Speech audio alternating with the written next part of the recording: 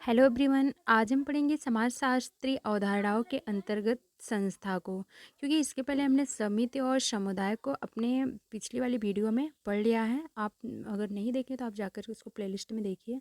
अब हम इस वीडियो के माध्यम से आपके सामने संस्था को देखेंगे।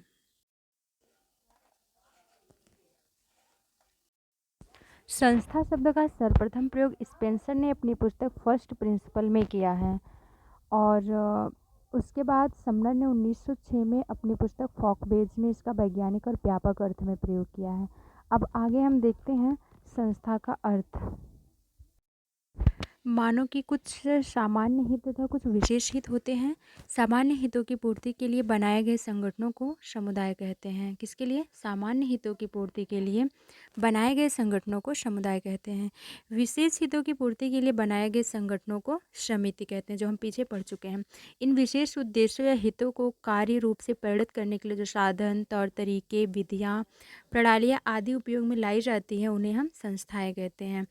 मतलब कि जो हित की पूर्ति के लिए संगठन बनाए जाते हैं वो समुदाय कहलाते हैं, और विशेष हितों की पूर्ति के लिए जो बनाई जाती है वो समिति कहती है।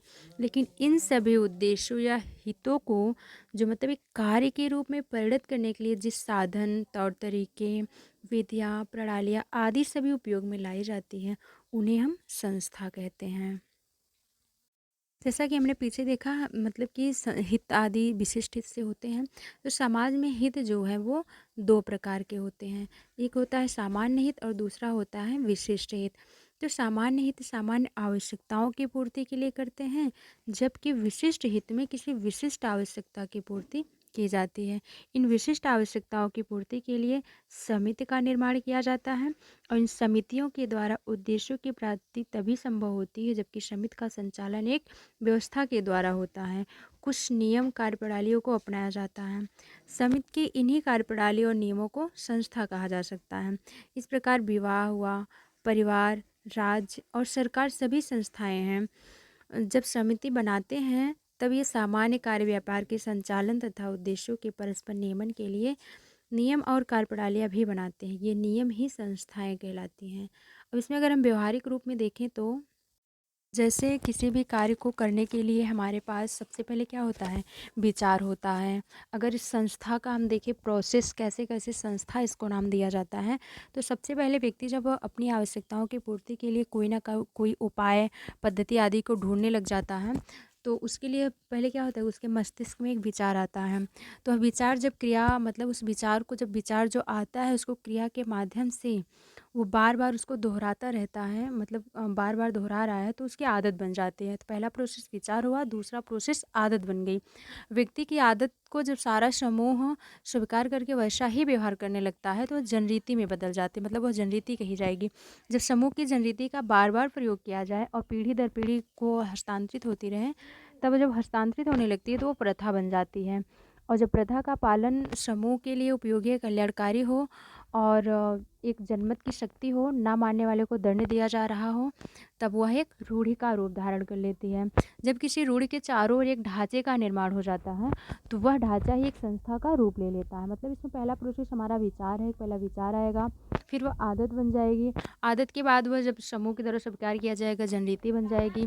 धीरे धीरे वह पीढ़ी दर पीढ़ी जाने लगती है तो प्रथा बन जाती है। प्रथा के बाद एक रूढ़ि का रूप धारण कर लेती है, तो एक ढांचा, एक संजाल जैसा बन जाता है, तो वही वो संस्था कहलाती है। अब हम देखेंगे संस्था की परिभाषा किस किसने कहा है। बोगार्डस ने कहा है, एक सामाजिक संस्था समाज का वह ढांचा होता है जो मुख्य रूप से सुव्यवस्थित विधियों के द्वारा व्यक्तियों की जरूरतों की पूर्ति के लिए संगठित किया जाता है। मैकाइवर पेज ने कहा, संस्था कार्यप्रणालियों के स्थापित स्वरूप दशा को कहते हैं जो समूह की सामूहिक क्रियाओं की विशेषता है। आगे देखते हैं। सदरलैंड ने कहा, सदरलैंड कहते, एक संस्था जनरीतियों एवं रूढ़ियों का ऐसा समूह है जो कुछ मानवीय उद्देश्यों की पूर्ति में केंद्रीकृत होता है। बेवलिन ने कहा कि संस्थाएं सामान्य जनता में पाई जाने वाली विचार करने की स्थिर आदतें हैं। गिलिन और गिलिन ने कहा कि एक सामाजिक संस्था सांस्कृतिक प्रतिमानों का वह कार्यात्मक समूह है जिसके अंतर्गत क्रियाएं, विचार, मनोवृत्तियाँ तथा सांस्कृतिक उपकरण भी सम्मिलित हैं, जो बहुत कुछ अस्थायी होता है एवं जिसका उद्देश्य अनुभव होने वाली सामाजिक आवश्यकताएं होती है। आगे देखते हैं। अब हम देख लेते हैं एक संस्था के क्या कार्य होते हैं। संस्था के द्वारा कौन कौन से कार्य किए जाते हैं। ये हुआ हमारा संस्था का सामाजिक नियंत्रणों के साधनों की व्यवस्था। मतलब संस्थाएं विधियों एवं कार्यप्रणालियों का समूह होती हैं। तो ये समाज में व्यक्ति के व्यवहार को निर्देशित और नियंत्रित दोनों करती हैं। इसलिए अधिकारों के बल पर संस्था सामाजिक नियंत्रण का कार्य करती है।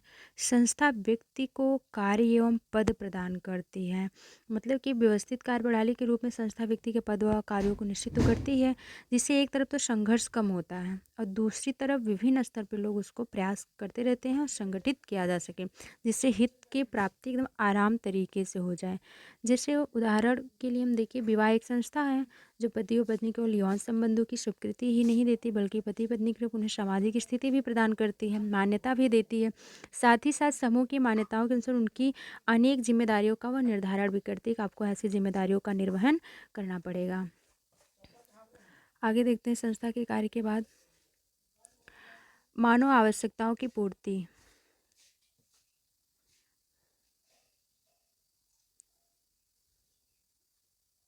संस्था जो है वो मानव आवश्यकताओं की पूर्ति करती है कि वही है कि आवश्यकताओं की पूर्ति। संस्था का विकास किसी न किसी आवश्यकता की पूर्ति के लिए होता ही है।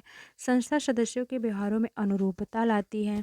मतलब कि संस्था मतलब समूह के सदस्यों के व्यवहारों के अनुरूप लाना भी संस्था का एक महत्वपूर्ण कार्य है, क्योंकि वो कैसे कार्य कर रही है, कैसे कार्यों का संचालन किया जा रहा है, किस तरीके से निर्देशित कर रही है।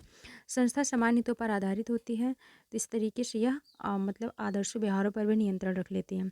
व्यक्ति के कार्य को सरल बनाती है। मतलब कि संख्या मतलब बहुत सारे लोग हो सकते हैं, तो उनके कार्यों को सरल बनाती है। प्रकृति में जटिलता भिन्नता मतलब दोनों चीज़ों को देखते हुए उसको सरल कर देती है।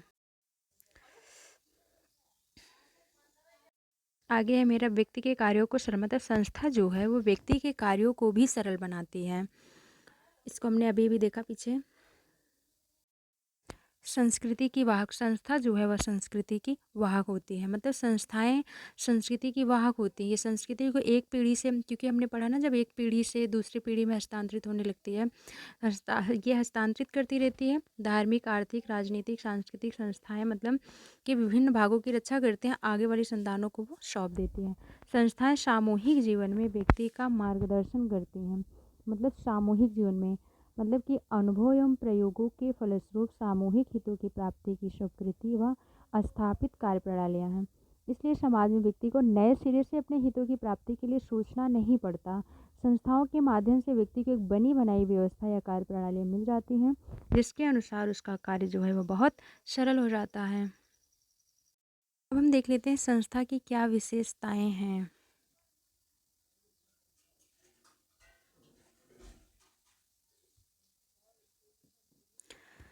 गिलिन नामक विद्वानों के द्वारा विशेषताएं बताई गई हैं। मतलब संस्था जो है वो संपूर्ण सांस्कृतिक व्यवस्था में संस्था का एक इकाई के रूप में कार्य।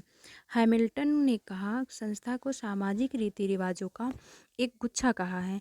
यह जनरीतियों, प्रथाएं, रूढ़ियाँ मतलब बहुत सारी चीज़ों से मिलकर के बनती है ना, इसलिए इसको उन्होंने गुच्छा कहा कि प्रत्येक सांस्कृतिक व्यवस्था में अनेक संस्थाएं पाई जाती हैं, जिनके माध्यम से मनुष्य की मौलिक आवश्यकताओं की पूर्ति होती है।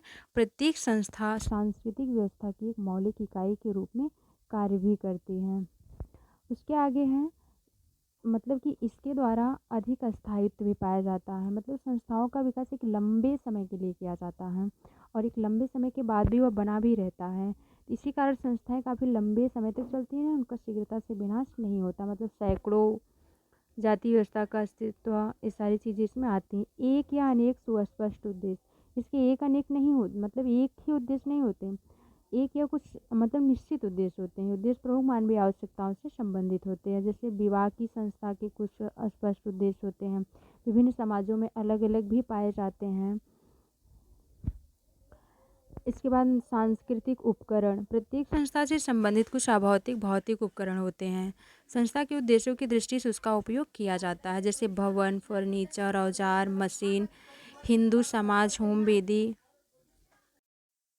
इसके बाद मतलब सारी चीज़ें हैं ये जो विवाह आदि में काम आती हैं। प्रतीक प्रतीक क्या होता है?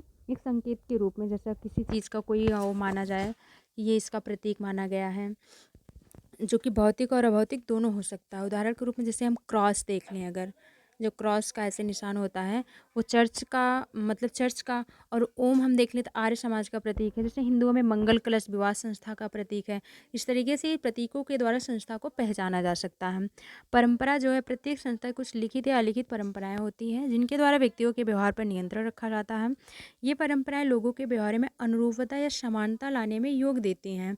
परंपराओं के अंतर्गत प्रथाएं आती हैं, जनरीतियाँ आती हैं, नियम तथा धार्मिक संस्कार आते हैं, जिसके द्वारा संस्था अपने सभी कार्यों का संचालन आराम और सरल तरीके से करती रहती है। जटिल कार्यों को भी वह सरल बना ले जाती हैं। लेते हैं संस्था की कुछ अन्य विशेषताएं या आवश्यक तत्व। एक विचार, मतलब आवश्यक तत्व के रूप में संस्था के लिए, वैसे हमने कहा पहले विचार ही होता है मनुष्य के मतलब मूलभूत आवश्यकताओं की पूर्ति के लिए पहले विचार ही करता है, फिर वो आदत बन जाती है, मतलब उसके मस्तिष्क में विचार आने लगता है। फिर दूसरा विशिष्ट उद्देश्य, फिर उसके धीरे धीरे आवश्यकताओं के हिसाब से एक उद्देश्य बनता है, फिर उसका एक संरचना बनता है, मतलब संरचनाएं बनाता है। थोड़ा सा जैसे कि अगर हम देखें विवाह की संस्था सभी समाजों में पाई जाती हैं, लेकिन थोड़ा सा अंतर इसमें तब भी पाया जाता है।